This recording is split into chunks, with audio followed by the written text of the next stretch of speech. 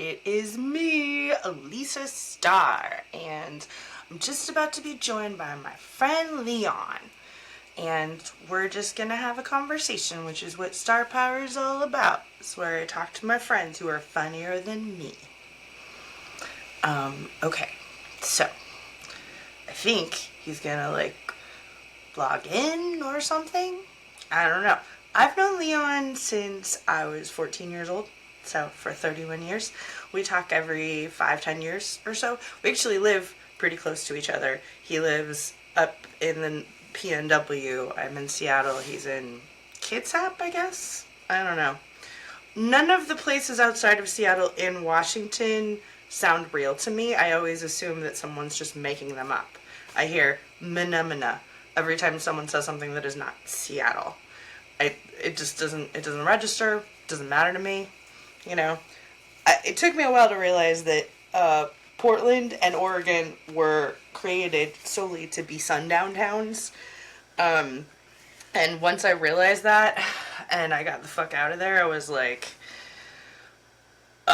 maybe Washington too, but I'm not ready to handle that.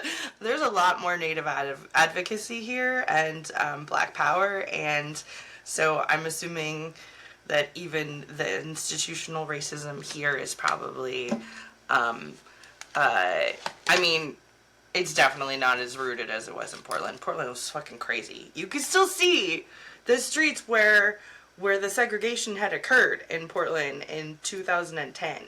You could still black people were still not crossing Burnside and going downtown and getting jobs downtown because people downtown wouldn't hire a black person in 2010, 60 years after they had decided that black people weren't allowed to cross the Burnside Bridge. They still weren't doing it. There was no Portland wasn't reintegrated very well at all, is what I wanted to say. Yay!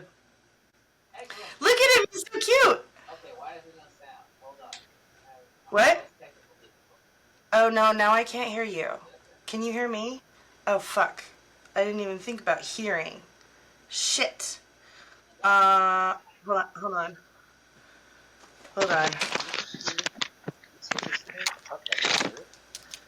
I hear you now. There we go. Hey. What's up, Yeah. bud? Yeah. I don't know. Can Yeah. we... You're so cute! Hello? Hello. Hello? Hello. Is this... Okay, microphone. I hear you. Do you hear me? Okay, wait. Hold on a second. Okay. Why is it not... I suck at this. No, you don't. I do suck this at is this. a piece of shit. You hear me just fine. You heard me say you don't suck at this. What the fuck you doing, man? Cut it out. Are you saying something? You hear me? Are you saying something? I am saying something. Things are being said, and I hear you just fine. What is going on? As a matter of fact, yeah. And you cackling as usual. So yes, we're gonna cancel this until I know how to do it. Wait. I hear you. Let me find some shit here. What's going on? Speaker. Hold on. You don't hear me at all? Hello? Hello? Hello? This is Leo. Hello? Speakers? I hear you just Are the fine. speakers happening? What's no? going on? Okay. I'm gonna try the phone instead. Okay. Computers, phone, cleavage, all that. This is all getting recorded, I think, still, isn't it? Oh, that's my shit. Yeah, because I can't hear you on the other fucking thing. Alright, hold on a second. Let me answer here.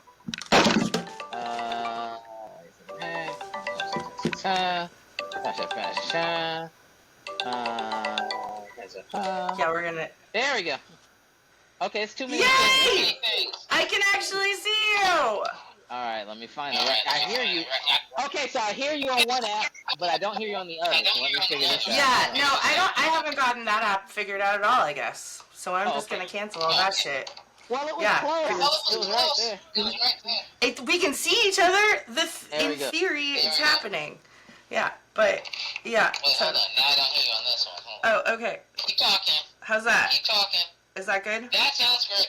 Okay, that's Be me. in the building. That was me. I'm trying to find a way, so let me do this so you can the eyes and the titties up over my head, but that's it. I love that. Thank you. Thank you for giving me titties. I love the titties. There you go. It's long with titties. Long titties. Yeah, long. Well, we all have long titties at this point, don't we? Yeah, this happens. It happens. Titty length is part of life. Titty length is part of life.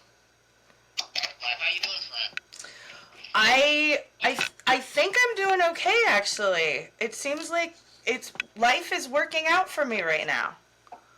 This is what I like to hear. Yeah. Okay, what? You still see me? I can still see your hand. I can see tits. Oh, I got the top of your head now. I got hair. Alright, that's what I get. Yeah, see, I'm an old person, so I have my phone here and my tablet over here. Oh. Device is going, to be honest with you. There we go. There we go. I like the mustache. That's pretty good, dude. The facial hair is weird. Oh yeah, I go beard usually during the winter time and during the colder months, but during the warm months, yeah, short hair and mustache. That's kind of the look. All right, I gotcha. I like it. Patch, that's about it. So Yeah. Yeah, that soul patch, man. That is very 1994 rapist. Yeah. Yeah. That keeps them away. It keeps you from getting action, huh? It works. It does what it's supposed to do. Get away from me, soul bitch. It works as well. Yeah. Nuts, I tell you. So where are you, dude? You're still on an island? No. When you get on the island, because you come to Bainbridge Island. Yeah. If you come to Bainbridge Island, you get on the other side of that is the Kitsap Peninsula. I'm on Polesbo, so I'm like 2 towns in. Okay. From Bainbridge Island. Okay, so I work on Bainbridge every day, but I'm about 15 minutes away from Central Bainbridge. Okay. Cool. Yeah. Cool. Okay. Yeah, I live in a small town, in a townhouse in a small town with 2 towny roommates doing towny shit. So, yeah, this is what I do now. I don't understand what the difference is between towny and country shit. Towny shit, like, there's bars in, like, downtown area here. There's country around, but there's, like, a main commuting area. Mm-hmm. I'm right outside the commuting area is a lot of apartments. There's not a lot of woods over here. And then, like, if something's happening, it's happening, like, 10 minutes from my house. So you can still go and, like, enjoy parades and fucking live bands and just all the town bullshit. But if I go 10 minutes the opposite direction, then I'm in the woods. I can be in the woods. So that's probably a good way to put it. Yeah, but also, like, when you put it like that, who doesn't want to be a townie? Like, why wouldn't you want to live like fucking weird ass woods people? That's who. Towns can be a bit incestuous. If you fall in with a bad crowd, or if you do badly with a certain crowd of people in a town, that can make your time in a town difficult. If certain people don't care for you too much, that can be difficult. So that's kind of it. But I'm charming as fuck. My dad was charming as fuck, and I know a lot of his old people. It just kind of works. Made some good friends out here, and like I said, got my little clan of bar folk and trivia folk, and we hang out, but they're not too all in my shit, so I can go home and not dealing with them if I don't feel like it. So. Wow. So wait. So there's enough bars that maybe I could go selling there sometime. Is that real? Bar where you would want to sell, I wouldn't send you there. Because there's one bar specifically. It's like a pub I go to regularly. And that pub I'm connected to. I'm part of their house band. Yeah. Then next to that is a bar. But that bar is kind of full of bros. And then the one I would send you to where I think you would smell the best is also the one that has like pizza and bad kids that I would want to put you in. I'd have you come hang out, but yeah, I don't even go to that bar. I walk past that bar, I'm like, ugh. Well, I mean, like, I got into this business because I really wanted to go to dive bars for the rest of my life. I think you do okay. Yeah, you do okay because we got the Kraken, we got the Pig, and we got the 110. And like I said, I'm part of the I'm part of the house band for the pigs, Slippery Pigs. So that's like my whole base of operations. I sing karaoke there on the weekends sometimes. I do trivia there on Wednesday sometimes, and I am literally part of their house band. So they Yeah. have like a concert once every 4 to 6 weeks, and I play in that band. Fucking A, man. And the Kraken's where I hang out. Like if I'm just gonna go get drinks, like after we do a show at the Slippery Pig, the owner and his wife and like a friend and stuff will go down the way to the Kraken to get drunk because the Slippery Pig kind of closes early. Yeah. And the Kraken's open. So yeah, it's not really divey though. That one feels more bro. It's kind of everything's located right off the peninsula, right off the water. So all of them are kind of populated, honestly, by like boat owners. Oh, fishermen are different. You're right. The middle-agers are all older people. We had a guy out here. He had the biggest boat in the peninsula, and it was all this stuff. I'm not going to say his name because he's kind of known out here. He was known out here. I think he's passed away since. But he used to be really, really drunk in the Kraken. And you go to the Kraken, you see this guy, and he just talked about, I got the biggest boat in the peninsula. You should come see my boat. And he talk all this shit. He always had like a cabin boy that seemed like his boy, but it wasn't his boy.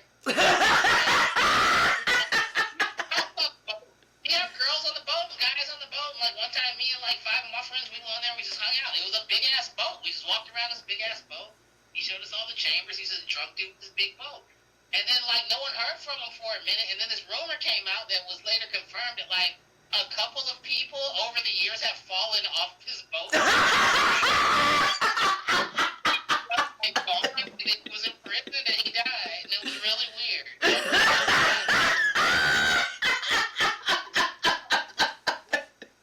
This is the story about how you accidentally became friends with a murderer. We don't know if he murdered people or if he just was drunk and they were drunk and they fell off the boat and he went oops and didn't report it or anything. He didn't seem like the type who's going to be jumping in the water after he off of the biggest boat. I'll jump off a slightly smaller boat. But Yeah. Well, just for reference, I will jump off anything into water. I fucking love water. I'm not afraid of the high dive, but have that to yourself. That is 100% you enjoy. Don't get me wrong, enjoy. That is at least the thing. Leon ain't doing that. Leon don't like to jump. Leon don't like the song "Jump" by Van Halen. I don't jump rope. I don't do nothing with jumping off of nothing into no water. I'll walk gently into the beach and about up to here I'll go, it's time to get out. That's enough. Oh, okay. You have a relationship. Oh, no. For me, it's like I have to reassure. Like if I'm in a boat, I have to talk myself out of jumping out of the boat into the water. Like I'm a golden retriever around water. Like I take 2 baths a day, and I need to in order, like, because especially lately I've been selling a lot of cards, and so that means I've been walking like 3 to 5 miles a night while I'm selling. And also I'm holding an extra like 10 pounds on my tits, right? So I'm trying to like exercise my muscles and soothe them afterwards. So it's like it keeps them working, but also it keeps my mind from attacking itself. Like the water keeps me sane, like literally. Oh, okay. Aren't you a water sign? Are you naturally a water sign? I'm a Cancer. Okay, that's. It all comes back to that. I'm the side. I'm not meant to be in the air or in the water. I'm meant to be on the ground with both of my feet. Yes. Wait, what are you again? I'm a Taurus. Taurus. I'm a Taurus. I'm supposed to be on solid ground. That is that. And I'm stubborn about it too. So yes, I'm a true Taurus. I mean, you are the only person I know who will make someone island hop to get to you on solid lands. Like. Crazy. What's going on? I'm surprised that so much of my life at this point involves me crossing bodies of water. I have to cross a body of water to do anything fun or exciting. Whenever I see my mom, I have to take like 5 forms of travel, 2 of them in the air, or 1 in the air and 1 by sea. I'm like, and you don't like the plane? I don't mind the plane. I don't mind flying. I don't mind being in the air. I dislike the discomfort of being on a plane, if that makes sense. The seats are not comfortable. Yeah. Stiff. Trying to relax. So generally, if I go fly, I'll go have a couple Bloody Marys and make sure I didn't sleep too deeply the night before. I'll sleep right through my flight and wake up as we're touching down and be fine. Yeah. Just go into like a trance. Even if I don't go to sleep, I just kind of go into a trance state. But I'll bring a book and then I'll read like 3 pages of it. I'm like, this is stupid. This is uncomfortable. I just kind of nod off and then look up and we're landing. I'm like, oh shit, that was easy. So yeah. All right, that's cool. It's been. I mean, I've been too nervous to fly since the pando. Like, yeah. Health wise. Yeah, like the air crud is a thing. You'll get the crud. Yeah. Definitely get the crud. Yeah. And it's just like the thing is I'll talk to 100 people in bars a night at least.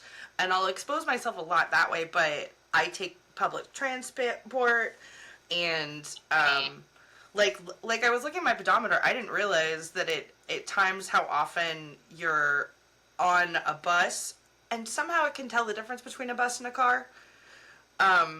Which I guess makes sense. Buses stop, cars don't. And it's usually in charge of my route. It's seeing my route too. So, but anyway, I was looking at the pedometer and it was like, you traveled 90 miles last month on the bus. That's a lot. Yeah. So I always mask up. I have like a clear plastic mask I use. So it's comfortable. I can, like it's not, like my nose is funny, so it pushes up against the mask in a really uncomfortable way. So, but yeah, no, the plastic mask is great, and they're easy to carry around, and like you can just wash them like they're dishes. So people who don't like masks really like them. They don't want to fight with me about wearing one. They're like, oh, that. Like somehow I'm more trustworthy because you can see my mouth. That helps people a lot. I think a lot of people did have an issue with not being able to see people's faces. It was weird. I'm not one of those people. I'm like, don't nobody want to see everybody's ugly ass. And some people look better with the mask. Go and cup your little ugly ass mouth up. You don't need to see all that. And then I found myself in a position where I kept not falling for people, but we'll say almost engaging people who had masks. And they take the mask off, and then they had more face than I thought. If that makes sense. Yes, yes, that totally makes sense. Yes. That wasn't what I thought was under that mask. Yes. That's actually a good that's such a good metaphor for dating anyway. Well, cartoons they don't show anymore, but they will always be the one with the Matahari lady with the little thing over her face. Yeah. And whoever be trying to kiss her, and they finally get it off, and she had a wolf mouth. Yes. Oh, shit. Yes. Yeah, that happened. Yes. I think you're right. I think part of the reason the boomers got upset is because they could still remember that cartoon. I think that was part of it. That was the example that they used. Yeah, and it is true, but it's also a metaphor for all of our relationships. I agree with that. You fall for somebody while they're wearing a mask, they take the mask off, and you're like, ooh, I didn't know that's what was under there. Yeah. And you gotta decide. That's relationships in general, and then, I wear as much of my crazy on my shoulder as I can, or as much of what I need to unmask on my shoulder as I can, so. I mean... Ain't too many questions. Yeah, same, but also, and I don't know, I assume that it's because I'm a female. It's because I'm a woman. But people don't believe me. People don't believe me that I'm honestly yeah, did you think that these cards came from unconditional love? No, bitch. I made this shit because my life was harder in my brain. Your story's so wild, though, I think people don't believe you because your story is wild. I don't think it's because you're female, necessarily. Okay. Although that could definitely deal with it. But your stories are wild. Your stories are wild. When you hear people... I'm trying to think of an example. But sometimes you hear people, and it's just you couldn't have grown up like that. And then you meet their sibling, or you meet a cousin, or someone else in their family, goddamn, you did grow up like that. That's really fucking crazy. Yeah. I have a good friend now who came from a strict Mormon background. Yeah. And a lot of her crazy, you can see the direct line from where she grew up to that. And I was like, no, she got personality disorders. I met her sisters. And I'm like, no, that's just how they were raised. That's how this works. So, Yeah, this is how they think relationships go. Yeah, and it's like, oh wow, and you can correct it, or you find a partner who can deal with it, and you guys work from there. I think that people do have a lot of flaws, but they spend too much time trying to correct some of that shit. Some of that shit's just in you, and you can drive yourself mad trying to correct it, or you can just learn to live with it. It can be your co-pilot, and then once you find a proper co-pilot or a proper person who's in your presence, it's nothing. And then also, as you get older, the bruised fruit theory, that's my whole thing. I'm at the age now where if I'm not dating someone who has a kid or some herpes or a couple DUIs or something fucked up. Rehab or something. Yeah. Yeah, if you're not meeting somebody who's got at least something going on. Because otherwise, they're about to have all three at once. There we go. Yeah, it's coming. If you're honest about the thing, you can see it. And I think we're at an age, or at least I'm at the age, where it's like, yeah, if you've lived perfectly to this point and no one's picked you up, something is wrong. You killed somebody. Yeah. You did some prison time telling me about or something. Yeah. It is not, you are not trustworthy. Yes, agree. Yeah. Yeah. You got at very least a hard relationship with yourself or with someone else. Yes. That you need to talk about from time to time, so. Yeah. Yes, some kind of history. And the thing is like, I think you've always, ironically, like in high school, I dated, and my early 20s, I think I dated more than you. And then for our adult lives, like, 2022 on, I think you date way more than me. Like, I don't have relationships, and you do, right? Oh, no, I generally keep them punctuated. To be honest with you, I had one 4-year that went well, and then I'd say I've had maybe a half a dozen 6-month to a years. Okay, see, and I don't get past 3 months tops. Yeah, I can wait a lot of things out, but I'm always the dumped, and it's not a bad thing. It's just like, I stick through it. I'm stick to it. And a couple of those relationships, I should have been dumping people. Let's put it that way. Okay. A few of those relationships, I should have been dumping people. But once I'm in, if I'm in for a penny, I'm in for a pound. So that's that. I have noticed that about you. Yeah, but that being the case, I need to be very selective about who I'm going to attach myself to. So this is what I've learned over the years. You might be a total piece of shit, but if I'm in for a penny, I'm in for a pound. So here we go. Yep. It's going to be a while. Yeah, I don't like that. Sunk cost fallacy. Yeah, my whole thing, after I stopped talking to John and Sherry, it was like, I don't even talk to my own fucking parents. It's easy to walk away from your ass. Like. Just then, I might have, I might not, I don't know. But I might have seen John more recently than you've seen John. Oh, there's a good chance. Yeah, I was in San Jose maybe like 7 years ago.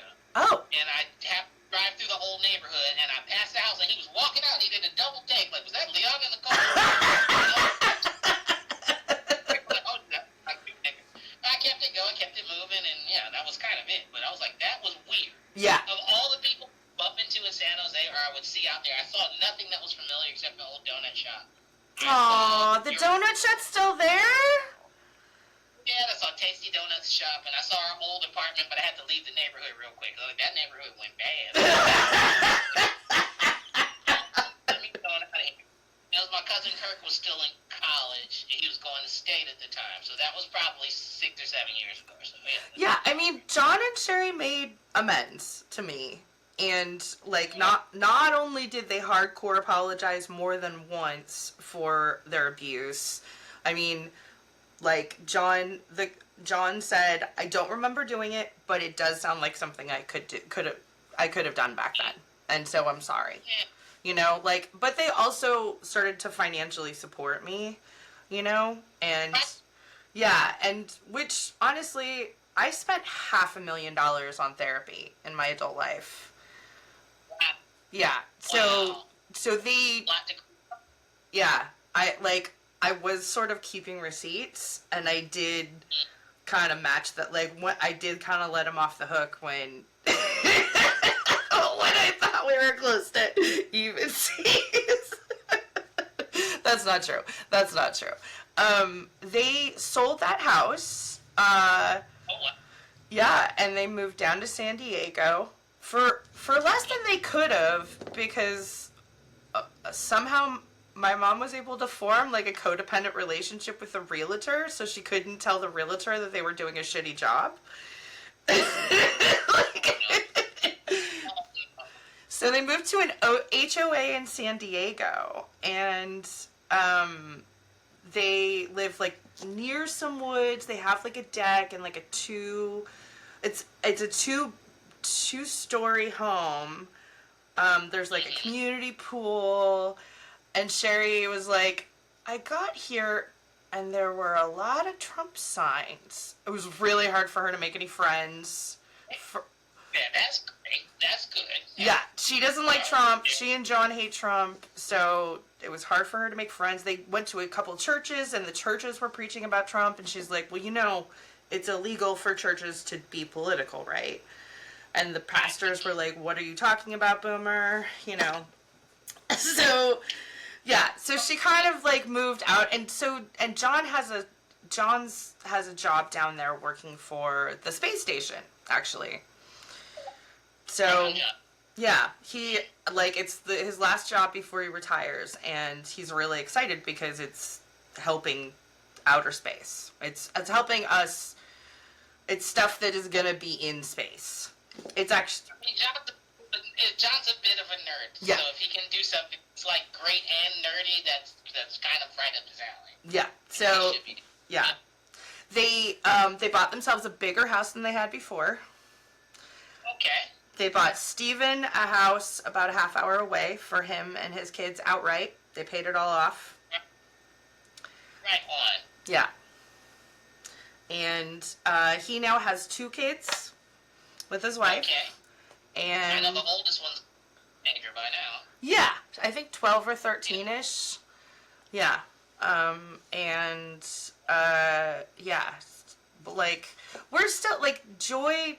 Steven won't talk to me or Joy still because yeah, he's over. Well, I mean, for a while I was like, look, he has enough cunts in his life. I didn't, you know, I'm not gonna hold it against him. He can limit the number of cuntiness he wants to allow, you know. And Joy's been butthurt about it. And then I was like, okay, but honestly, we were dicks. Joy and I were dicks at his wedding. Harass that boy. You having sex experiments where you're like, let's see if we can get Steven sick. Yeah, we did also try to turn him gay. Whoa. Leave that baby alone. Yeah. Leave that baby alone. Yeah. I mean, he has every right to be, just like I have a right to be mad at my abuser. You guys were like that. You guys were bossy sisters. You were big sisters. I mean, we literally tried to make him gay, Leon. You remember. It was fucking weird, fucked up shit. And now he's a father too, so he's just being someone's dad. That's good.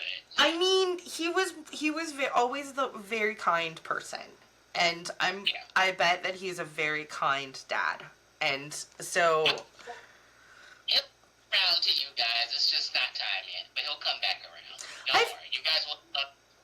Yeah, I figured, you know, once he gets rid of one of his cunts, he might have space for another one. I don't know which one will kick the bucket first, but he's got a lot. Oh, no.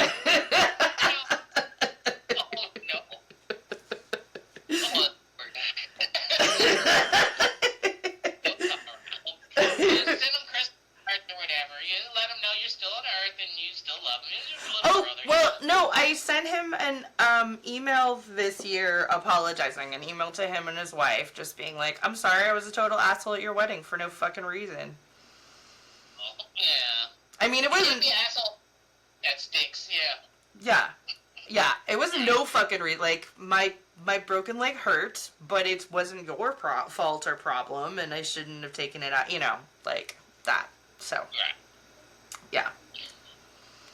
So, Is my dad in a mesh shirt at my sister's graduation? He needs to apologize. It was like one of those things. That was not the time nor the place. Yeah. Got an energy, you want to be seen, or you need to be seen, or need to have this off of your chest, but this wasn't your thing to do that at. That is a good call. Thank you very much. Yes, agree. Yeah. There will always be some butthurt over that, but that is not butthurt that can't be gotten over. That's what I'm saying. So. That's nice of you to say. Basically, once I apologize to someone, I kind of consider it like my maximum has been done. Unless there are some financial reparations I can make, my maximum has been done. Balls in your court, so whatever you want to do from this point. If you don't want to talk to me, great. If you want to talk to me, great. But yeah. I've let you know that I am remorseful about this. Right. You've done the right thing. Very adult. That's what you're supposed to do. Aw, thank you. You're doing the right thing. That's it. We're grown. We're grown. It fucking sucks, but we're grown. So sometimes you gotta say, hey, I fucked up. My bad. And I think a lot of with other adults in our lives or adults in our past, it took them a long time to figure out, hey, I fucked up. I'm sorry. It took them a long time to figure it out. If nothing else, we can learn from that is the example that needs to be done. And so as adults in our, say, late 30s, wink, wink, we know that when it's time to apologize, just fucking do it. Just do it and be right by people. Do that. Don't wait till you're in your 60s. Don't wait till you're in your 50s. Don't wait till you're in your, don't wait till you're old to start apologizing for shit. I think, yeah, some of it for me too is like, I think emotionally it took me time to either mature, or maybe this was some of the biochemical that was helped when I started taking my bipolar medication, because like I think I would feel bad, but then taking that step to apologize to make sure that I'd said everything that I wanted to say and like could rest with it, could just be like, oh, I told them that, like my last old cat, when I was like, okay, well, Chester's gonna die today or tomorrow, so what do I do? And then I'm like, oh, we do everything Chester ever wants to do every day. Like, we've already done it I just want it to be like that with people. So that's kind of my goal. But I think I didn't go that extra 10% to finish to do the act of like actual apology. I just thought feeling bad and mulling over it was enough. It's not. Also, this is me being, again, barful, part-time barful. I make it sound like I'm just at the bar fucking drunk all the time. Honestly, I'm a two-hitter quitter. If I drink 2 beers, I'm kind of good for the night. But I made sure that we both made sure that our lives mean that we get to hang out at the bar all the time, because it's fun there. But my point being, as far as that, I know a lot of people, because you do too, being a barful, a lot of people who haven't figured that out, ain't gonna figure that out, and they spend their whole time at the bar mulling over some shit that you should have just said sorry. You should have just said sorry. The thing, and it was unpleasant for a quick minute, and you'd have to deal with it. But instead of it being very unpleasant for a couple of months to a year, you've made it slightly unpleasant for the rest of your life, and there's some important part of your life that's missing, and now you kind of put yourself in that position. I don't want those kind of regrets so much. You know what I'm saying? Yeah. I don't feel like carry those types of regrets. I don't feel like anyone who's a friend of mine or my people should have to carry that type of regret. Yeah. But again, you got to go through it to get to it. So it is what it is. We just learn, and you sound like you've learned a lot. You've matured a lot. That sounds fucking so. Are you sure? Do you want to get to the part of the program where you get out the stuff I sent you, and you tell me what you like? Oh, yes, because I'm about to give a bunch of it away, so. Yay! I'm the perfect person to hand it out. Yay! So here's the stuff. I'll put up the stuff I got today. Cool. So I have a friend. We dated, met a handsome gentleman.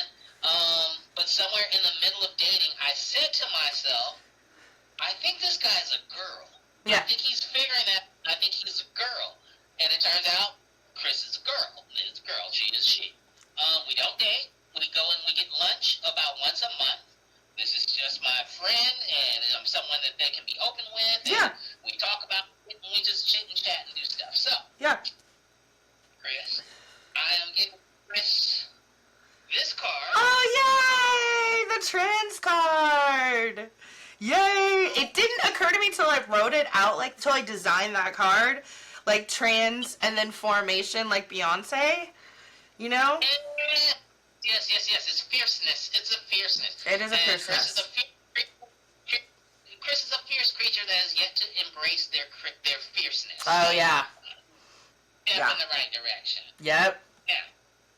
In addition to that, Chris has some, we'll say some, I won't say bipolar issues, but there are some issues with their anxiety, we'll say. Yeah. And how they're handling things in the world. So as a result, I am giving Chris this Oh, card as well. good. That's awesome. Go hard. Go hard. Yes. So those are the two. This is the pep talk when I'm giving Chris. Nice. Nice. And then, if Chris is I'm giving Chris this one in case it feels a bit heavy for Chris at any Aww. point. Now, Aww. I'm giving Chris this last one because this last one might be a little over the line. Again, we've been PG rated for about 2 years, but no. And Chris does have some work on one of the we'll say a hub of pornography. You can find some of Chris's finest work. So I may just hand that one out as well, just to be like, just for the record. No matter what you got in your pants, we all know that your butthole's fine, friends. Send a thing. Yeah, it was a pleasant surprise to get these snarky cards. It was really awesome. And like immediately I started identifying who needed what. And which one keeping. Yeah. I've known you since you started with snarky cards and you were hand painting each one. Yeah. I have to honestly say that your art on these has gotten better over the years. I'm like hella into art right now. I'm doing a bunch of art of my own. Oh, cool. Your art on these has gotten better, and some of these are just like, that's great art. This whale on the back of this one, that whale Aww. on here is, this gorilla here had me laughing. I was laughing for about 45 minutes looking at this. Aw, I'm so glad. Yeah, that gorilla later falls in love with a robot. Oh, wow. So there's a narrative to the snarky animal. Yeah, because I draw them by themselves and I give them their own card. Oh yeah, I love that angry narwhal. He's pretty badass. He's a trans narwhal for sure. He's an angry badass narwhal. Yeah.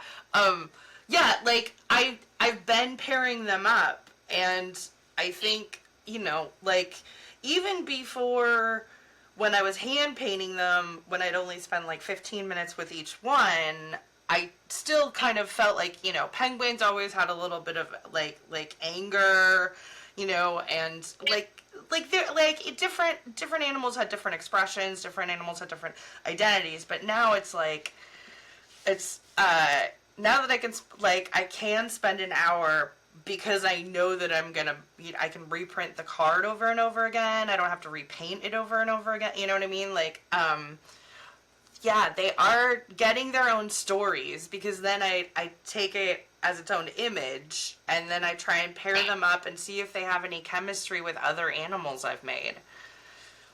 I like the idea of them having chemistry, but I'll also say something I didn't know until just looking at them right now that I like. Remember about the old cards and about these cards as well.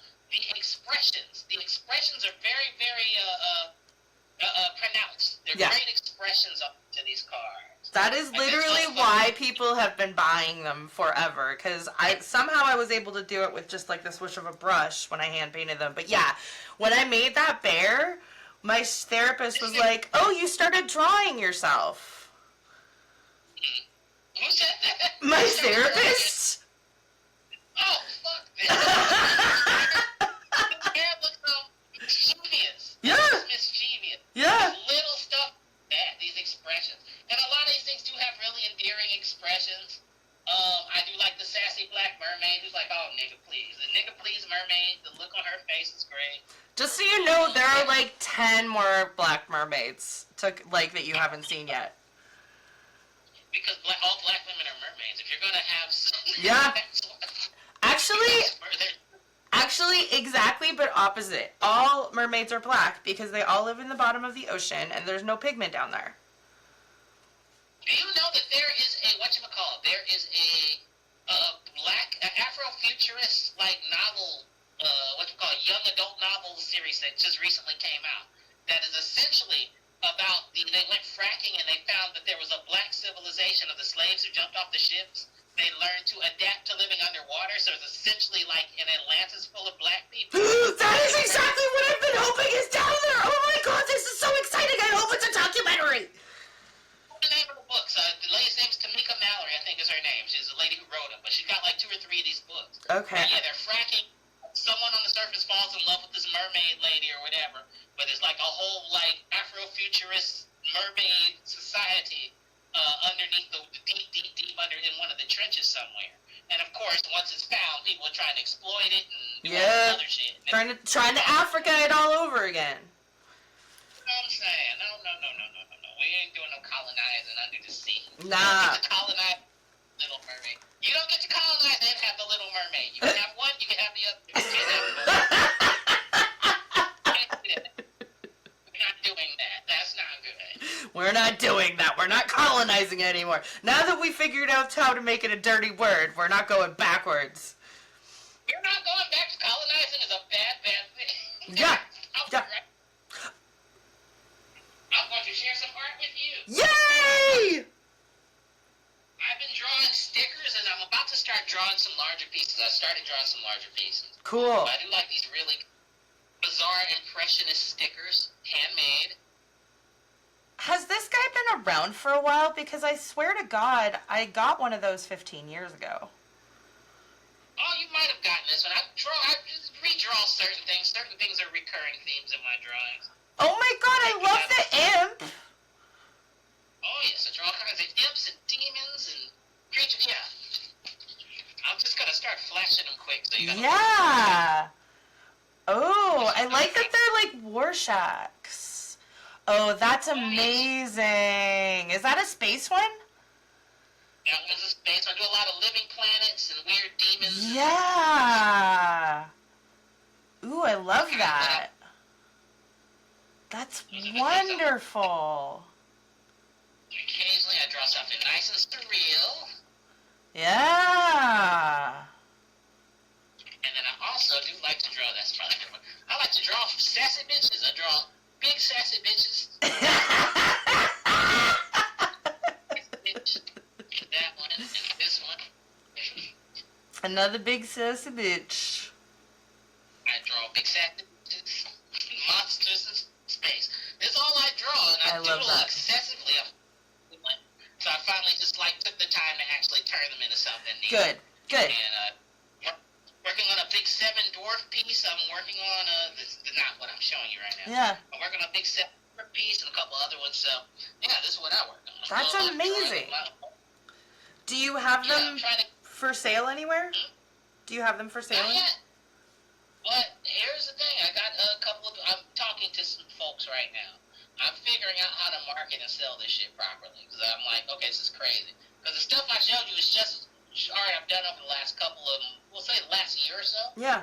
Just doodles up over the last year. But I have a whole file cabinet for 15 years worth of just different shit I've drawn over the years. Yeah. And some of it I think good enough to try to, get a little coin off of, or at least lighten up someone's home. Yeah. So I'm working on that. It doesn't have to be good. It just has to be done. That's the thing, but my shit is good, so. No, your shit is amazing. Throw it out there. You can really see all the thousands of hours of media that you consumed before it was even easy to do. All the David Lynch movies and fucking 9 Inch Nails albums and comedy sports afternoons that you spent. Wrestling, just the weird stuff I just grew up looking at and whatnot, and how it all just kind of became these surreal mismatches. And the funny thing is, 9 times out of 10, if I'm drawing, I just draw 2 shapes or 3 shapes on a page.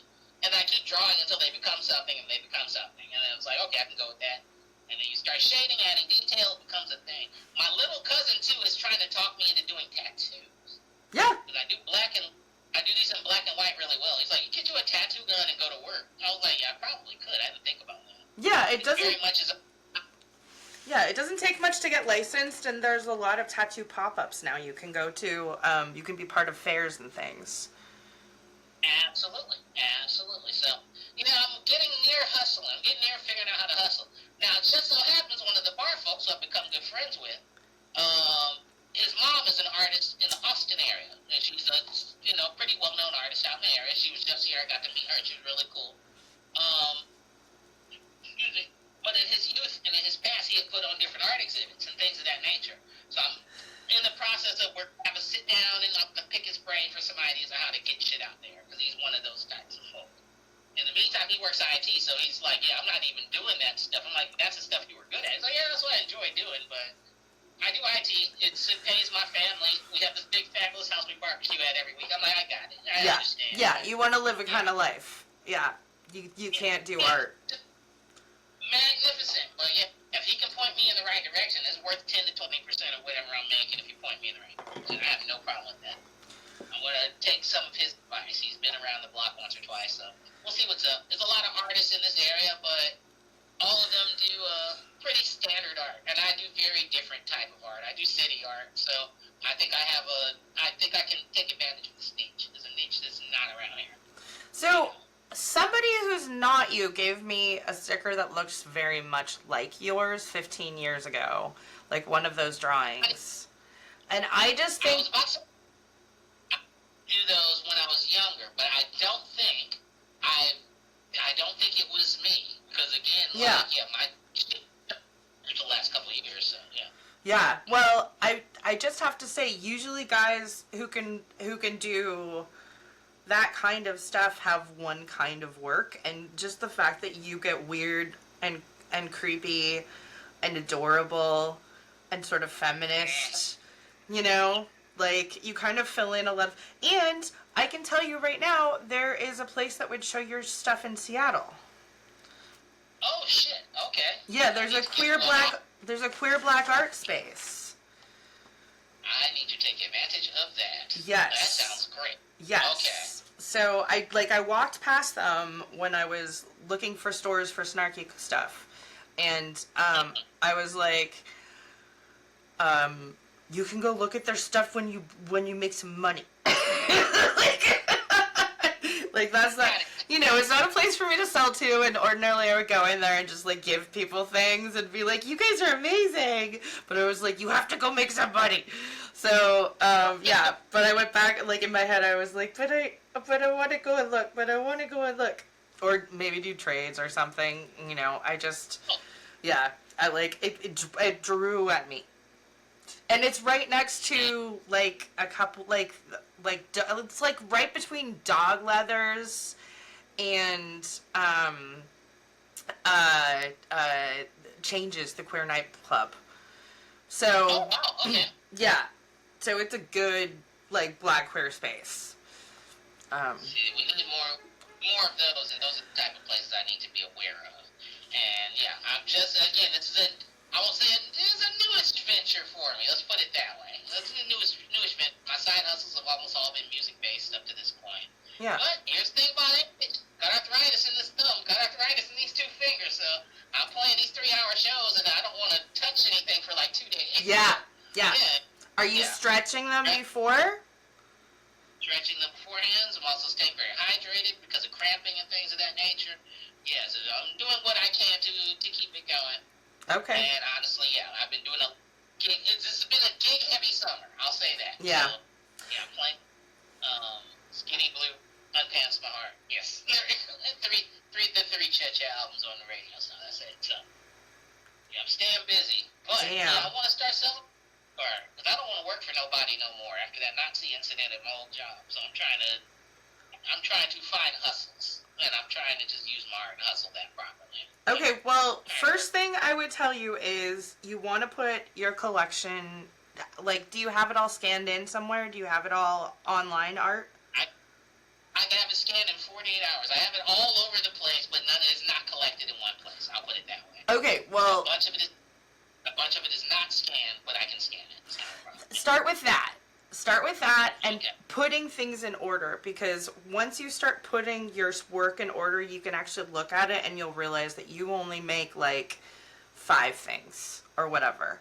Oh, You might subconsciously know that already, but you'll start to see all the patterns of your work, and it'll help you organize, and it'll help you know how much you've got and what you've got, because people will ask you when they start employing you. They'll be like, do you have this, this, and this? And you'll be like, oh, I think so, because you think you made it, but you don't know if you've got it available. You don't know if you can make a sticker out of it, that kind of shit. And you need to know.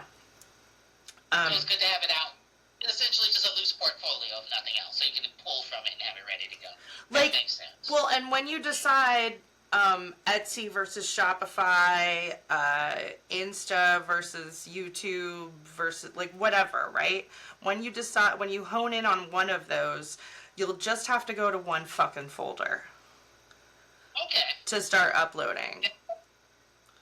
Okay. Same thing when you start ordering like stickers and magnets and any of that stuff. First of all, you're gonna want to look at the samples first before you try and sell them, right?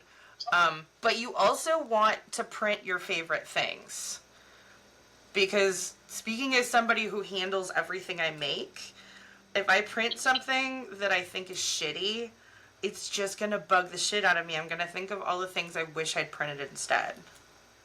And furthermore, you got 20 copies of this shitty thing you didn't want in the first place. That I've been in that predicament before. That's not fun, yeah. And you also don't necessarily know right now what of your stuff you value versus what your customers value. That's the part. So I guess it is a thing of sprinkling your work out there. You always hear about artists who are like, I can't believe that was the song, or I can't believe that was the project. There's always some shit that they were like, yeah, I just threw this out, and then everybody fucking loved it, and now everyone's on my dick. So yeah, I think that, there's definitely a truth to that. Yeah, Tom Petty's Won't Back Down. Same thing, same shit. Fuck you and your fucking feelings. By far my best-selling everything of all times. Is not something I would ever say to anybody. I love feelings. Feelings are my favorite thing. I didn't write that. Yeah, I didn't write that. My best friend Kay said it. I thought it was hilarious. I wrote it down. It's just always sold. It paid my rent. That is awesome. That is really awesome. I did not know that, yeah. Well, stuck. I always give you credit because Cheer Up Your White is something you said to me for my 35th birthday, right? And I wrote it down, and it has been a bestseller. So, I didn't write it, I'm not surprised. But something that is interesting is when people would recount it to me, they'd always be like, I love that fuck off your white card. Or, I'm sorry, your white card. Yeah, yeah, so it was like, it's been like 10 years of me being like, you guys are quoting it wrong, until finally I was like, no, they're telling you what they want you to write. So I expanded it into a whole series, and I think I sent you the whole series, but it all came from your one Cheer Up Your White, and now Cheer Up Your White does not sell as well as the other cards. Oh, wow, people's attitudes have changed. Agreed. In the last 10 years, we have stopped comforting white people. Absolutely. I think when I told you that, there was irony for some people, and there was empowerment for others, and I think the people who are empowered by it, we ain't fucking with them too hard no more. There's irony for what is appreciated. But the ones who are like, yeah, I guess you're right, yeah, fuck them people, dude. That's it, so. Yeah, you guys aren't going hard enough. Yes, exactly. Yeah, you're right. You're right. It's nice to think that society moved past that, but I also like to think that, given the choice, nobody would have coddled white people in the first place. Absolutely. I just didn't make that a choice. I like that. Yeah. So. There's a prostitute about it to. I didn't make that a choice. You don't get to be coddled. Why Yeah. do you get to be coddled? No one else does. It makes no sense. Yeah. Yeah. So it's it took me a while to like make it a choice, and it's sort of like everything, like there aren't black astronauts because you didn't let there be black astronauts, but if you just let there be black astronauts, then there would be like that kind of shit. Well, so much of I love that in the last few years, speaking term to a lot of people I don't necessarily like, a thing they always say, facts don't care about your feelings. When so much of things that are not done right by minority people, by women, by gays, by black folks, so many times they weren't done right by, it was because of someone's feelings. Yes. We're catching up, getting past someone's old feelings on stuff. Yep. So it's just amazing, like, in the past 5 years, now facts don't care about your feelings. Yes. This and that and the other.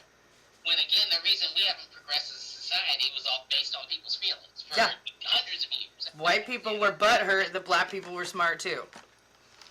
Yes. So, no, fuck all that. I care about your feelings. But if we're going to care about feelings, we have to care about all the feelings. So now we don't want to care about no one's feelings because we have to care about all the feelings. And that's too that many. seems to be how I work around this motherfucker, so. Speaking of which, I do have some news of the world. I don't know if you've heard it yet, but I wanted to tell you the story. Uh-oh. This morning, the Republicans had a meeting because they were like, we just want to remind you guys not to be racist or sexist at Kamala. Be racist and sexist at Kamala. It is so funny they had to take a moment and publicize that they had to take this moment. That means they're self-aware. You know what y'all doing. They need to cut it out. They need to cut it out in the first place. That shouldn't even have to be said.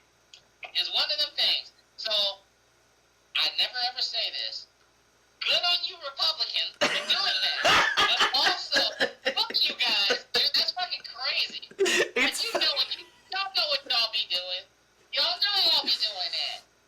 Someone have to take time out. Oh, true. Oh, Republicans, Jesus Christ. Right? Oh, wow. Right? It's horrible and it's hilarious at the same fucking time. Yeah, and I mean, real talk, like, bring it. Like, just be fucking racist so we can see you and not vote for you. Yes, because we know what dog whistles are. We know y'all's little catchphrases. Yeah. We know which one of y'all. Yeah. When one of you is saying something, another one of you is like, and we know what you about. What that's all about. Yeah. We have to be extra careful too, because I think that something that we're not thinking about, or something that did not come up, is they're about to hitch their wagon to J.D. Vance as their vice presidential candidate, which is a thing. Yeah. His wife is Indian. If you're making fun of Kamala Harris for being an Indian person, you're also making fun of your vice president's wife. Yeah. And I think that's a thing where they're like, yeah, we need to shut up because we're not putting our own foot in our mouth in some way. I don't think they're going to make that connection.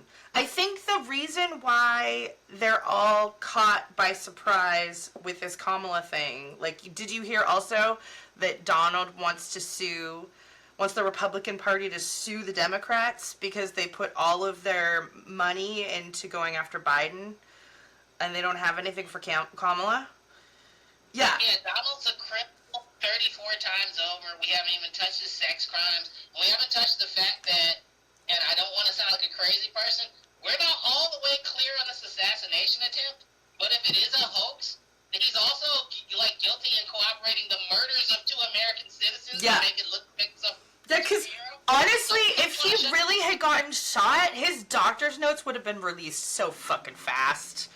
So would the ear from his head. Yeah. That's the other thing. Yeah. One ear, and he was one ear Donald, he might even get my sympathy at that point, but that wasn't the case. He fell down like in the WWF. He got up and looked like he had a blade job. His best friend is Vince McMahon. I told my mom that shit this morning. My mom was like, oh, that did look like some stuff from wrestling. It's not impossible. He fell over, he got up, he was mysteriously bleeding from his ear like he took a little blade job. He got up, yes. And then our mutual old friend Steve Mix was like, he just memed himself into another presidency. And I was kind of inclined to agree. So I think we need to keep looking and keep searching, and then we all do need to back Kamala Harris. I will say that it took me a minute to get on board with Kamala, but Kamala's last couple appearances, she's saying and doing the right thing. So I believe she can pull it off. She's better than she was when she was running for president. She's definitely better speech-wise. And it seems like we have embraced a lot of her weirdness.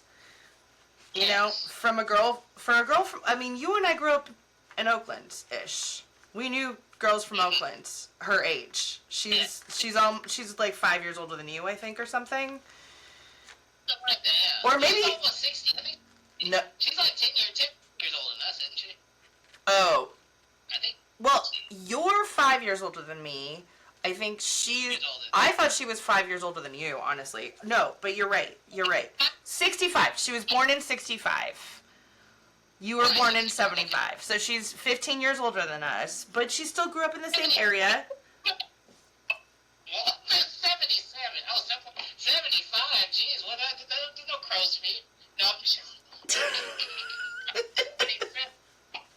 But no, I know what you're saying. Yeah, she's not much older than us. She is from the city. She is from the Bay. She's real Bay, folks. She's a black-ass woman from the Bay. Yeah. And there's a certain mood that we get from sisters out in the Bay.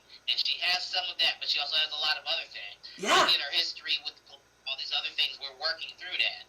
But at the end of the day, she is way more articulate than her competitor. Oh, Jesus. She is Jesus. way more people forward than her competitor.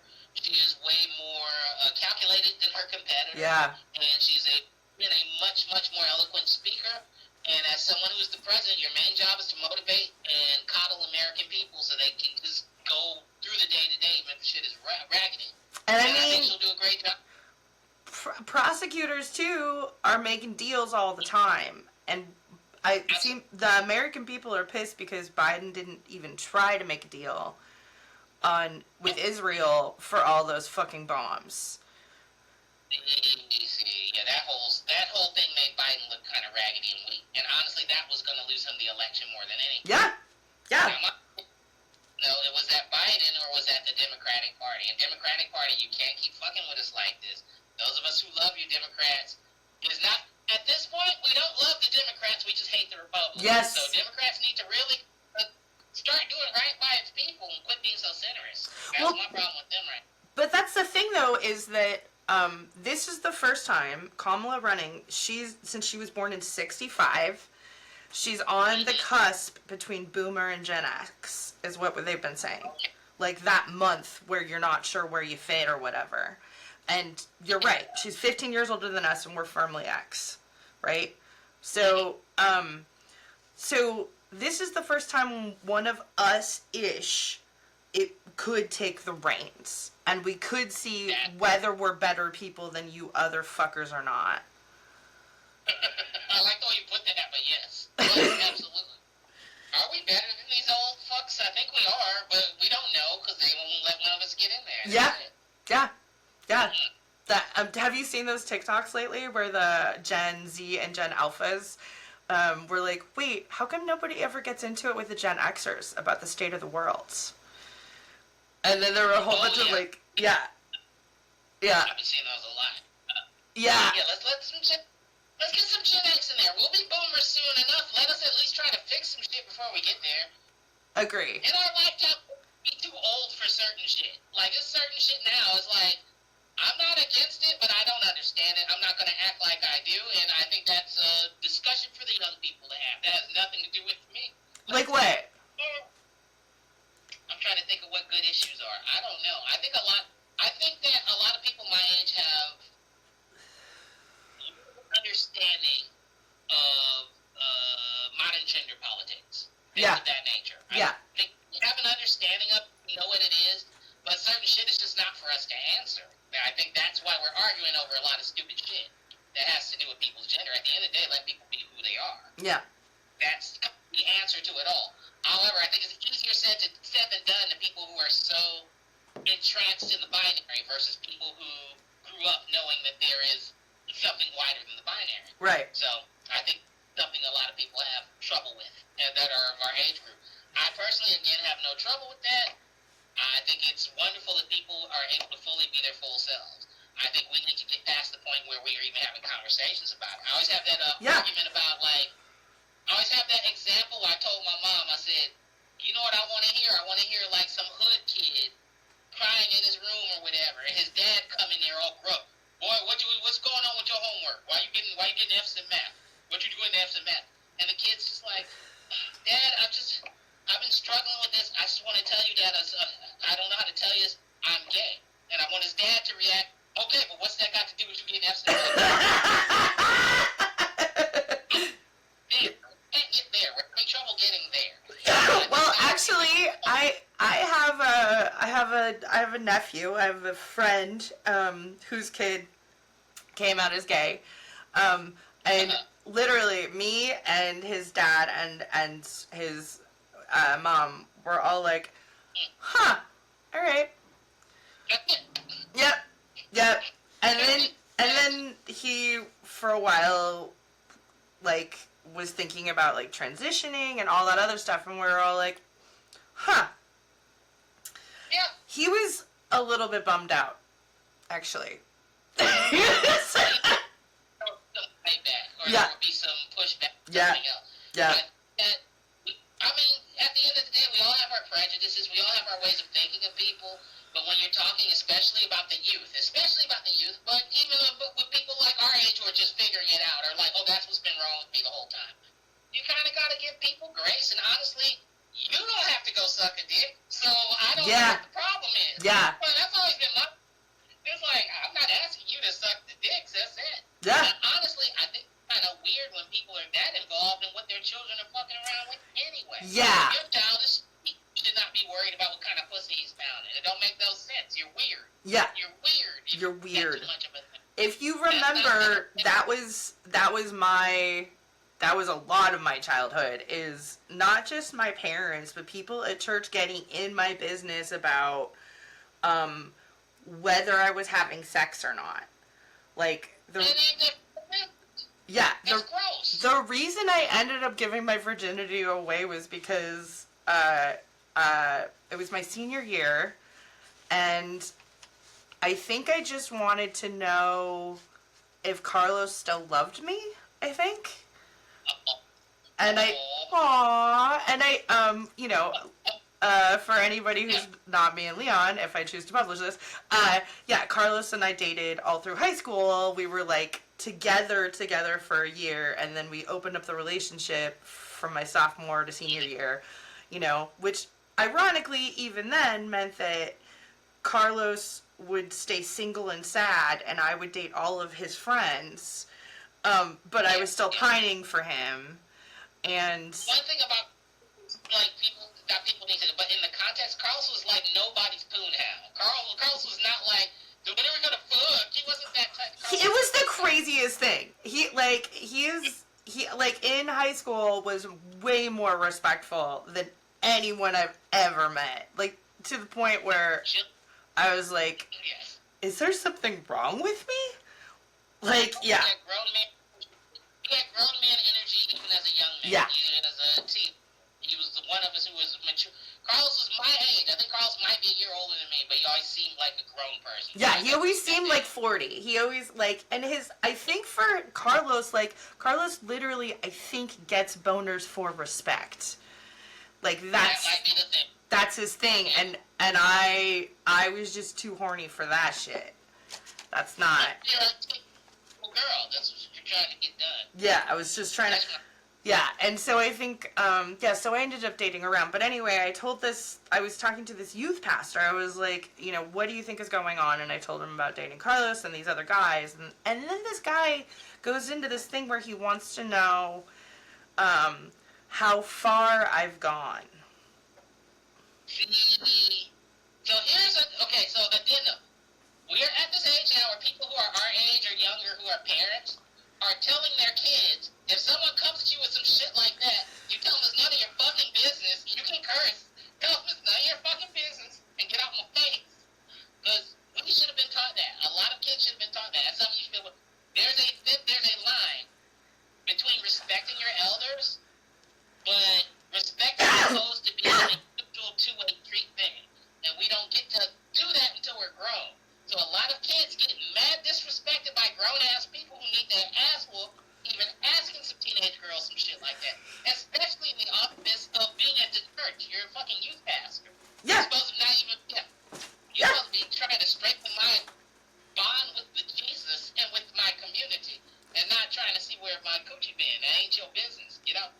days. Yeah. He So. did his ass. I'll put his ass.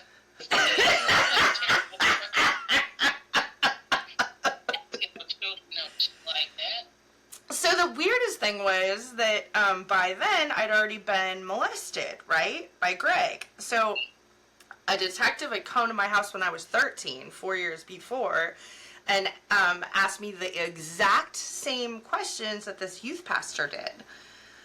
Because I'd been through that court case and gotten abused, I knew that they were the same questions. And I was just like, okay, it was perfect when the cop did it. It's way creepier that you care more about my virginity than my feelings. Is really like how I, in my head, like, you know, you remember my mom, like, I knew that men were mostly just about rape, but I didn't expect this pastor to really give a shit more about my body than my personhood. And he was like, no, you're in danger of having sex before marriage. I think you're in serious danger. What you're really supposed to do is produce more Christians. You're supposed to lay there when it's time for your husband to make babies and let him make babies inside of you, and then raise those babies in the name of Jesus. And if they're girls, make sure that they save it for the next old dude. Yeah, it's gross. Church, quit being gross. Religion's not gross. Church is gross. Fuck church. Religion can be gross, but church is where it gets really nasty. Well, so then after that, I got mad and I went out and I found the next guy, the next nice, he was pretty nice guy that I could, and I dated him, and that was Matt the Fucker Tucker, who I gave my virginity to. And Matt the Fucker Tucker had, like, he was much older than me, but he had no sex drive. And so he was very upset. He was like, do we have to? And I laugh. I laugh at his lack of sex drive. I laugh. Yeah, it's fucking, like, it's crazy that, I was thinking about it last night, and I was like, maybe some of the reason that I mean, a lot of the reason I never married is because I never let anybody get that close, because growing up with the kind of weird abuse that I did, I know that there's just a better chance that I'll choose a partner who wants to murder me, and who murders me. And I mean, my dad did strangle me, and I did grow up thinking hating me was, like, inevitable. Like, if you loved me, that it was frustrating, you know? So there was also, like, trying to reset my boner took, like, 30 years. Like, I just got it right. So it's now set on, like, nice and kindness and respect, you know? And, so I knew I didn't have any of that. And even in high school, like, I knew that I was making bad decisions, and I also knew that I was much more like, I did research. I did feminist research, so I knew that I was much more in danger alone with a man I knew than outside with a stranger, you know, which is also part of the reason I think that I fell into bar culture so much, is because I like hanging out in bars. Bars are actually, I mean, they've always felt pretty safe for me. At the end of the day, you know what everyone's kind of there for. If someone's, like, out of place, you can kind of tell. It can be a safe place to be. I will say that. I know that with my little girl cousins, my goddaughters, and my sister, and even my mom, sometimes we'll have conversations, and I'll be like, okay, here's the thing. All of us guys are scuzzbags. Yeah. Every single one of us. Now, some of us take it way too far from a scuzzbag, and some of us are very light scuzzbags, but we're all kind of scuzzbags. So when you're dealing with men, you just need to realize you are dealing with some scuzz. You've got to filter it through, see what it is. I feel like I'm a light scuzzbag, but I also know I'll be looking at some asses sometimes in the grocery store going, God damn, you know, and just, it's a reflex. It's almost knee-jerk. I'm not thinking about it. It's like, oh, yeah, I probably shouldn't be ogling this person. It's weird. I'm being weird. Like my dad, as he's getting old, he used to have the lightning flash reset. My dad is a big fan of ass and titties. Mm-hmm. God bless him. Mm-hmm. He like, you look at ass and titties, and he's always Mr. like, God damn, Leah, look over there. Look over there. I'm not even looking at that. That's not even for me. But yeah, she do got a big old. He's like, God damn. It's kind of the way he works. But now he's getting older. His motor function to remind him to, like, dude, stop. Like, yes, stop. She's gonna turn around. She got her kids with her. With titties. And she had her baby in the cart, and the baby was staring at him.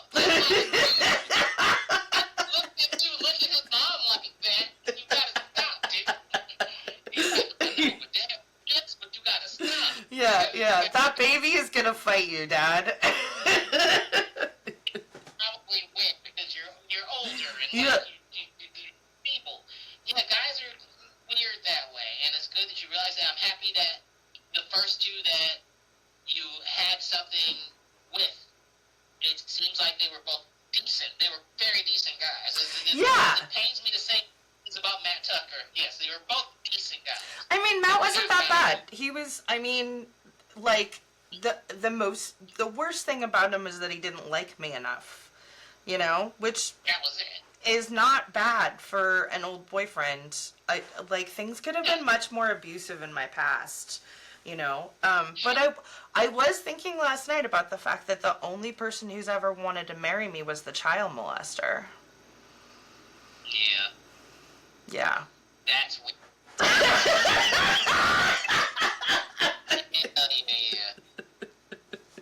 I don't know how to reflect that one as is. It is weird, right? It is, like, people ask why you don't fuck with a Gen Xer. Will you take my hand? Can I take your hand in marriage so we can make children? Sweet, succulent, beautiful. Around here, you nasty.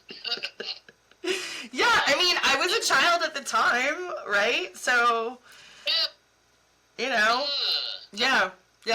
But he was the only one who's ever wanted to marry me, and I was thinking about that last night, and I was like, and honestly, when he said that, and then he got me this stupid fake ring, and then I thought in my head, oh God, for the rest of my fucking life with this guy. He was church people, right? Yeah, he was church people. Was the guilt of what he was doing was more guilt of doing it out of wedlock than doing it at all. Agreed. So that's what that was. I'm trying to lock you down so then I can have a bunch of sex with this young person. He's nasty. Yeah, and I was just like, I remember at that moment, it was the first, like, of my spinster stirrings.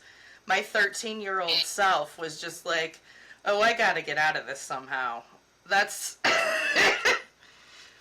felt a way. I'll have to say, there was a period in my very early 40s where I felt a way. I was like, I need to, like, what is... There's nothing wrong with me. I've seen a variety of failed relationships.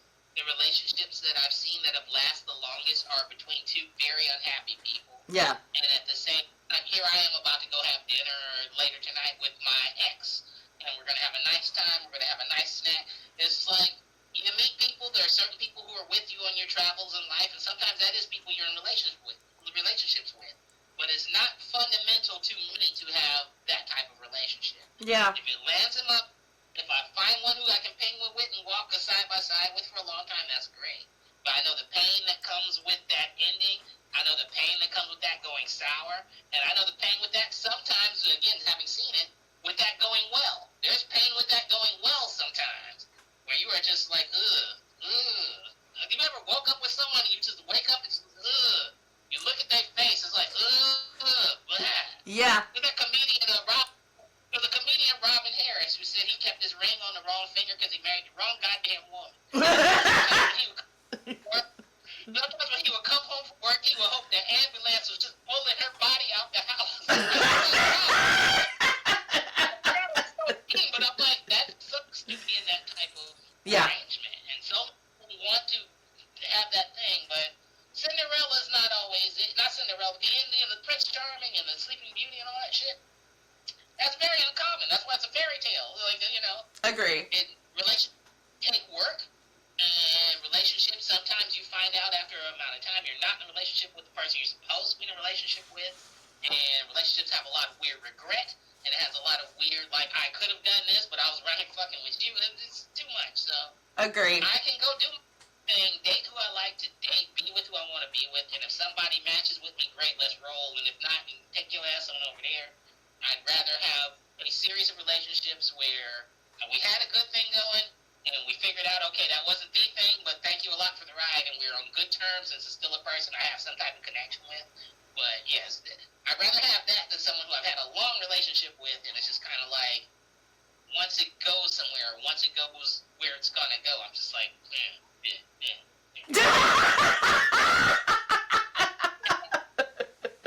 Yeah, I mean, honestly, after sharing a room with Joy for like 20 years, I never want to hear another person breathing in my space again. Nigga, you ain't not gonna mean to be using N-bombs, but dude, yes. That's exactly it. It's just like one sibling will kill it for you, bitch. Like, you just don't, you can't. Mm-hmm. You, like, I like just hearing someone else eat, just hearing someone else breathe. It's just, it's like, And it it's, works ways, because now I have to be extra confident. The last person I dated for a good period of time, we dated for about 3 or 4 months. He's a wonderful person. I wasn't a match for this person, and I knew when we started that this person wasn't a match for me either. But again, I made it penny in for a pound, so I was in it. Let's see what happened. So we finally broke up and stuff, and I realized, like, he had to deal with my sleep apnea. right. I'm like, little shit like that. I felt embarrassed about that. So I'm like, I shouldn't feel embarrassed because I have a sleeping disorder. I should just deal with my sleep disorder, whatever. But I'm waking up. It's like, I thought you were going to die. I was like, no, I just sleep loud, dude. That's it. I mean, that is actually, I have sleep apnea too, and that is you dying in your sleep. That is actually, yeah. Yes, I think I have such a lust for life, because I'm like, oh, I die like 3 times a night. But that being the case, I don't want to burden other people with my own shit. I'm morose. If I'm dealing with too much, I kind of be quiet and go sit in the other room. I'm very that type of energy.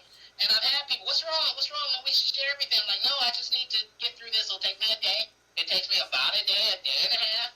If I'm not good in 2 days, come and check on me, and then we can work it out. But, you can help more later. Yeah. But that's kind of how I deal, and I don't want that to be something. And again, that's been something that in the past is, you don't share. And I'm like, I do share. I share when it's time to share. I need to shut the fuck up and go be quiet for a minute. Yeah. Get collected. That's how I operate. I've operated like that the whole time.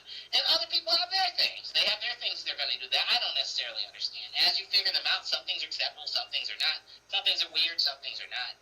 But these are the natures of relationships, and that being the case, learning someone and then learning their shit, that's a process. It is a long process. And again, sometimes you don't make the right decision even though you have all the information. Mom was talking about relationships. Relationships are interesting because when you're in a relationship with someone, it's an 18-month process of learning somebody. It's 6 months of you are just in love with all their shit. It's like you are this, and you wake up and we both like breakfast, and like Richard Simmons died, and we both like Richard Simmons went to work during it. Yeah. We do all the cute shit and all the I'm in love with this thing about you, and you're brave when I'm not, and I'm this and that and the other. And then it's 6 months of, but you sure do chew a lot. But and like you don't got no car, and you're wandering, I be wandering too much, and this and that. And 6 months of that. And then there's 6 months of you figuring out, can I balance this thing with that thing? Is this worth my time? Yeah. Is it worth these things for me to have this thing? And if you're lucky, yes, this is great, and this is like, I can deal with this, But a lot of the times you think you can deal with this, and then after, we'll say another 6 months, you realize, you know what, that's going to be a problem. Yep. You cannot. In your head, you made different provisions, and those provisions are not being followed. That's kind of how that works. You see that a lot with bar people, because bar people are all, by nature, most of them are drinkers, right? But some of us are drinkers, some of us are luscious, and some of us are alcoholics. Yep. And a lot of a drinker will be with someone who is secretly an alcoholic. Yep. And then a year and a half, you're like, I want to stop going to the bar. And I don't have the problem. That just becomes a whole other can of worms. And again, if it's something that one can balance, and there's no judgment to people who are in those type of relationships. If you make it work for I'm doing a lot of work on trying to keep myself maintained and trying to keep my own mentals going well and keeping myself pleasant, keeping myself mindful and worldful and able to help my friends and family with kind words and kind thoughts and like novel ideas and these things that I'm wonderful at giving.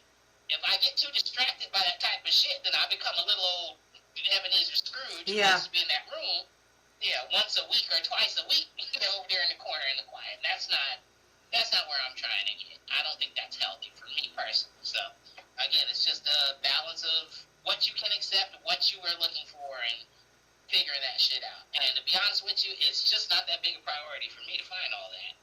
I'd rather be making art. Yeah. I'd just rather be. Oh, you have the cutest giggle. I mean, if someone has a cute little butthole for me to sniff on, I'll sniff on it. But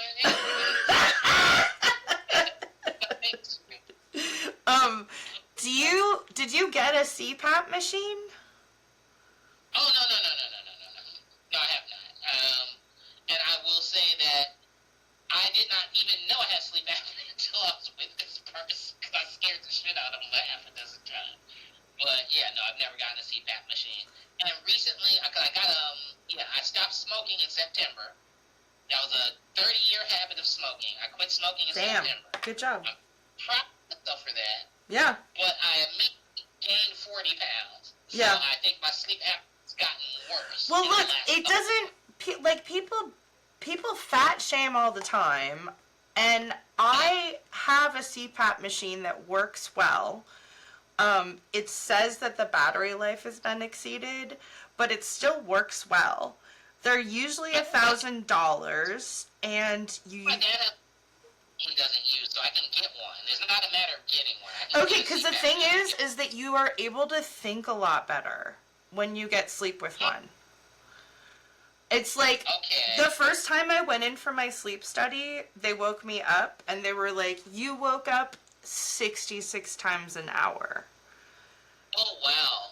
And I was like, what? And, like, people have been telling me my snoring is, like, out of control, crazy for years, but it didn't, and people have been saying sleep apnea for a while, too, and I just took it as, like, another you're fat thing, and I just didn't want to hear it. But then they were like, okay, so now we're going to let you sleep with the machine. And the first time they turned the machine on, I woke up and my hands were like pins and needles. And I felt like everything was like glowing. You went to sleep proper. Yeah. They put you on. So it, like, that oxygenated sleep, like, I've never slept without it since. And it's just made my brain so much better. Really? Yeah. Yeah. It's not very cumbersome at all. It's not like it used to be. It's not gross. That's I'm concerned with is the cumbersomeness of the whole thing. Yeah. And then I also have sleeping habits, like I sleep with the TV on and all this type of shit. That's fine. Yeah. I do too. Okay. And honestly, it's just better sleep. And like I said, they're like $1,000 machines. So if money is a problem, I'm gonna have an extra one. I was gonna give it to somebody because it still works great. Yeah, but I'm on Obamacare, so they're sending me a new one free. That's right on. Yeah. So yeah. So, definitely in his garage. I will pull it out because I won't say I'm ignorant to it. I know what it does. I know how it works and everything, but I'm just kind of like, that don't sound like Darth Vader sleep. Don't sound like my type of sleep. No, but that was kind of like that is like from 20 years ago. It's a lot less gross now. It's a lot less weird. People film themselves with the masks on now. The new kids don't give a fuck. They're just like, you should probably get some sleep. And people get really kinky with it. I've had people want to fuck me with a mask on so many times. This is a kid, right? Because kids are weird these days. Nah, dude. Nah. I mean, yeah, they're like 30 years old-ish. Like, that's like the age of people at the bars, which is where those are the boy stores for me, So. This is who's at bars these days if you're meeting new people. Yeah, 20s and 30s, just like always. Older than that, and they're a fucking alcoholic, or they work there, or both. wasn't worth it. Yeah, yeah. So, but yeah, no, like, it was amazing the first couple of months. Just the kind of, like, all of a sudden I could finish sentences. I wasn't getting as distracted. I didn't need as much sleep. I wasn't always tired. And colors were definitely brighter. Okay. Because I can use some better sleep. I mean, we can all use better sleep. Yeah. I just feel like I sleep good, but again, I've caught myself, like, having that apnea wake up lately. Yeah. And, like, before, even a thing where I would catch myself, someone else is like, hey, I think you have sleep apnea. Right. But, like, over the last few months, it's been times I wake up like, oh, Yeah. what was that? What is that? What's that? Well, I mean, if you have insurance, they'll do a sleep study, which is just you go in and you nap, and somebody counts how many times you wake yourself up by dying. Oh, wow. That's it. Die. They attach, like, nodes to you, and somebody just watches you sleep, and they're like, you're bad at it by this much at the end. I love that you're calling this, and then someone just notices you're dying, and they count how many times you die. That makes it sound like, yeah, I probably should get a sleep apnea mask. I mean, when you think about it, like, you're cutting off your air. Body wakes and responds. Yeah. Yeah. I multiple times a night. Yeah. That's It's probably not great for your body. Yeah. Yeah. And honestly, I don't think it has as much to do with weight as it does, like, genetics, or, like, maybe you have a deviated septum or whatever. But I do know that you're going to be more prone to exercise if you've slept well. So fixing the sleep first and then worrying about the weight is key. But also, people want to blame fat people for like everyone health problems, for skinny and fat health problems. So fuck that. Your body is a triangle. It is sleep, it is exercise, it is diet. It is three things, and those three things kind of work together. Yeah. And they work in concert. Oh yeah. And you can't. If you do two of them and don't do the third one, it'll fuck your whole shit up. So I didn't know that. Okay, good. Okay, cool. Well, then I'm glad. So if you want to, you can go to, like, get it, and they'll give you a prescription for a machine. Okay. And like, depending on your insurance, like I said, the machines themselves, I looked them up. You can just go out and buy them for $1,000 and just guess at it. You know, and they have like little hard drives in them, so that they keep track of every time you wake up, how many times, with the mask on. Okay.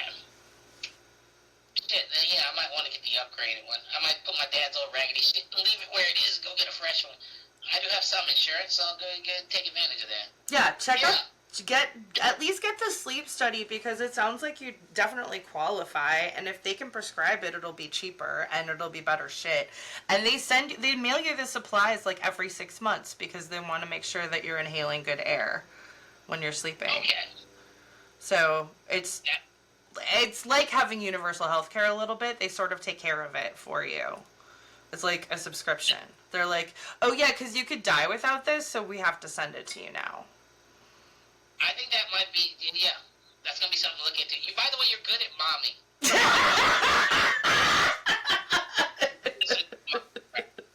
That's nice of you. Know. That's nice of you to say. Thanks. No, you're absolutely right, though. That's it. Yeah, I'll look into it, because, again, like, I wasn't so perturbed by it until, like, recently. Yeah. And, yeah, it's been way up, so I'm like, I should probably get that checked out. Well, so, it's not fun to admit that you're a gross sleeper. Yes, I'm a gross sleeper. I will admit that. I like that term. It's not fun to admit I'm absolutely a gross sleeper. Snorting and shit in my sleep. It's not great. And they even have cute little backpacks for the CPAP machines, so you can go camping with them. CPAP camping? Oh no! thug it out if I went camping. This is just me. I'm like, you know what? I'm gonna keep the beers right.